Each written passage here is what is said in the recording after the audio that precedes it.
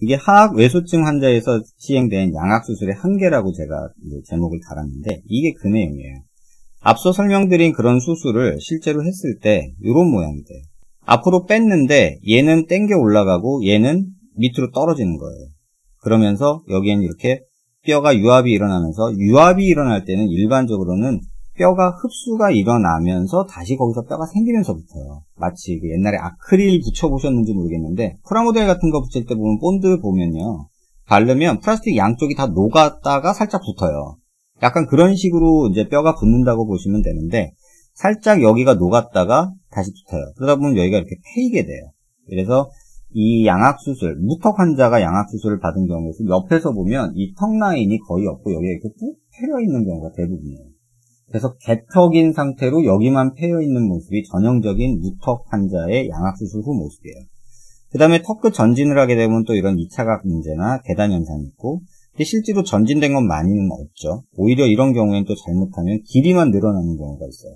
전진이 이 방향으로 돼야 되는데 수술할 때 방향이 틀어져서 이쪽 방향으로 늘어나는 경우가 있어요. 그래서 턱 끝 전진을 한 게 아니라 오히려 턱 끝 길이 연장이 되어버리는 경우가 종종 발생이 돼요. 이 환자 같은 경우 보면 전진술을 하게 되면서 여기에 이렇게 함몰 생기죠. 빨간 부분. 그러면 실제 피부에서는 본래에서 이렇게 툭 튀어나오는, 제가 간혹 이제 블로그나 이런 데서 말씀드린 투탕카멘처럼 턱끝만 뿅 나온 모습이죠. 고개를 숙인 모습에서 보면 전형적으로 여기 체부 볼륨이 없으면서 앞에만 튀어나온 이런 모습이 되고요. 이쪽에 뒤쪽에도 보시면 여기 훅 패인, 이 하악각이 여기 있는 이 부분이 훅 패여가지고 개턱처럼 보이는 그런 느낌이 이제 생기게 되는 거죠. 이 환자도 보면은 실제로 요걸 이제 측정한 건데요. 아까 말씀드린 대로 코끝에서 아랫입술 달랑말랑 했을 때 이 파란 선이 전진량이 부족한 거거든요. 실제로 재보면 한 16mm 돼요. 그럼 16mm가 앞으로 나가야 돼요. 그러면 여기서 16mm를 얻어야 돼요. 여기서 10mm였고 여기서 6mm를 얻어야 돼요. 그럼 여기서 10mm를 얻을 수 있냐? 여기서 6mm를 얻을 수 있냐가 문제죠. 10mm까지는 거의 못 얻어요. 여기서 6mm는 거의 맥시멈이에요. 그러면 여기서 10mm, 6mm를 다 얻었을 때만 이 환자의 무턱이 개선이 돼요. 근데 현실적으로는 그렇게 수술하기는 어렵다는 뜻이에요. 이런 식으로 16mm 정도 부족한 상태에서 과연 이 부족한 볼륨을, 길이를 어떻게 넣어줄 거냐.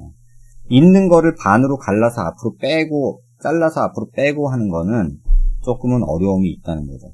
그래서 16mm 정도 되는 양을 하악 외소증이나 심한 무턱 환자에서는 어떤 수술로도 10mm가 넘어가면 조금 어려워져요.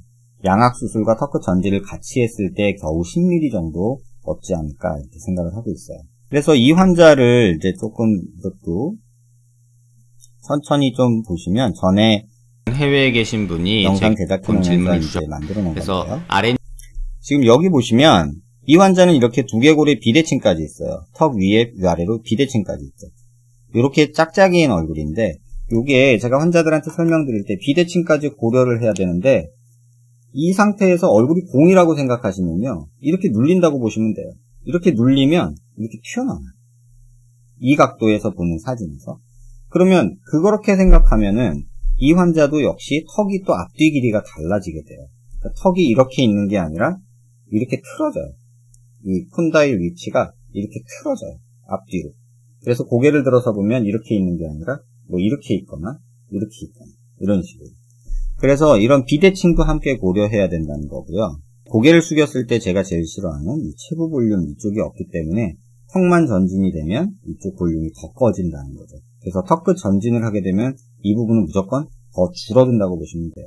근데 간혹은 여자의 경우에는 여기 또 갸름해지고 싶어 하잖아요. 그래서 이걸 또 좋아하시는, 효과적이고 좋아하는 경우도 생기게 돼요. 하지만 남자의 경우는 굉장히 이제 세모난 얼굴, 쥐상이 된다는 표현을 좀 많이 듣게 되는 것 같아요. 이 환자분의 이제 진단에 대한 내용인데 이쪽 체부 쪽의 볼륨이 가장 중요하다는 그런 내용의 동영상을 예전에 만들었던 거고요.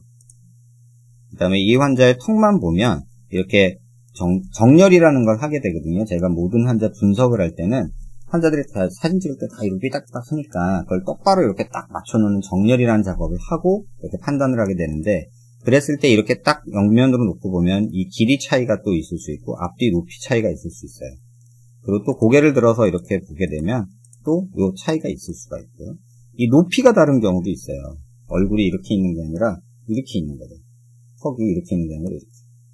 그리고 비대칭 고려해야 되지, 높이 고려해야 되지, 체부 볼륨 고려해야 되지, 전진량 고려해야 되지, 이 모든 게 함께 고려해야 되는데, 그래서 이런 식으로 이제 판단을 하셔야 된다는 거고, 이 환자를 그래서 수술을 계획을 한다 했을 때는 이쪽 체부 볼륨 이런 정도는 만들어줘야 되고, 턱 끝에 이 정도 전진은 있어야 되고, 여기도 볼륨이 있어야 된다. 그럼 턱 끝 전진하면 오히려 얘는 더 꺼질 거고요.